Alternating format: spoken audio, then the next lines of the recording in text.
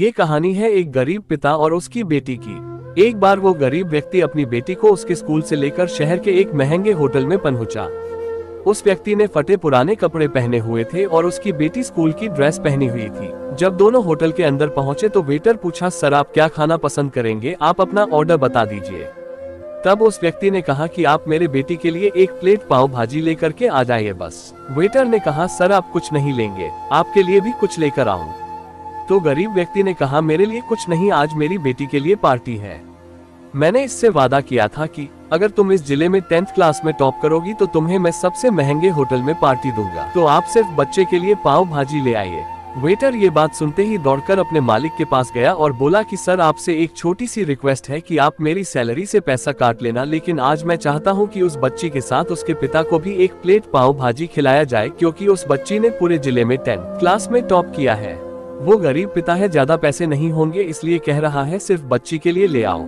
Hotel के मालिक ने जब ये बात सुनी तो मुस्कुराते हुए बोला, तुम उसके पिता के लिए भी पाव भाजी लेकर जाओ, उसके लिए भी लेकर जाओ, पैसे मत लेना, 4-5 पाव भाजी पैक करवा कर ले जाओ और 2-3 किलो मिठाई भी लेकर जाओ और उनसे कहना ये पार्टी होटल की तरफ से है, आप ये मिठाई ले जाइए और जश्न मनाइए। जब वेटर ने 2 प्लेट पाव भाजी लेकर गया तो वो व्यक्ति चौंक गया और बोला, मैंने तो एक ही मंगाई थी, मेरे पास पैसे नहीं है। वेटर बोला, अरे सर शर्मिंदा मत कीजिए, ये पार्टी होटल की तरफ से है, आपकी बेटी, हमारी बेटी ने टॉप किया है, ये मिठाइयाँ लेकर जाइए और जश्न मनाइए। पिता और बेटी खुश हो गए और चले गए। कई साल बीत गए। उस गरीब पिता की लड़की अब यूपीएससी की तैयारी करके कलेक्टर बन चुकी थी और इत्तेफाक से उसी शहर में उसकी पोस्टिंग हुई थी।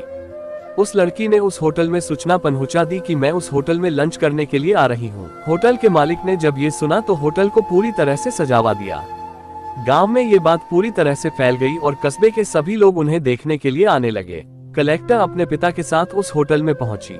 कलेक्टर ने होटल के मालिक से कहा कि शायद आप मुझे पहचाने नहीं, हम वही पिता पुत्री हैं जो कि हमारे 10th क्लास टॉप करने पर आपने मुझे पार्टी दी थी। हम वही पिता पुत्री हैं, आज फिर से आए हैं और आज पार्टी हम देंगे आपको, आपके पूरे स्टाफ को और पूरे गांव को, क्योंकि आपने गरीबी का सम्मान किया है। आपने उस दिन जो पार्टी दी थी, मुझे बताया कि मुझे कितनी और ऊंचाई तक पहुंचना है, कितनी और बड़ी मंजिल को छूना है। आपने एक नई प्रेरणा दी थी और आज मैं उसी प्रेरणा का एहसान चुकाने के लिए आई हूँ।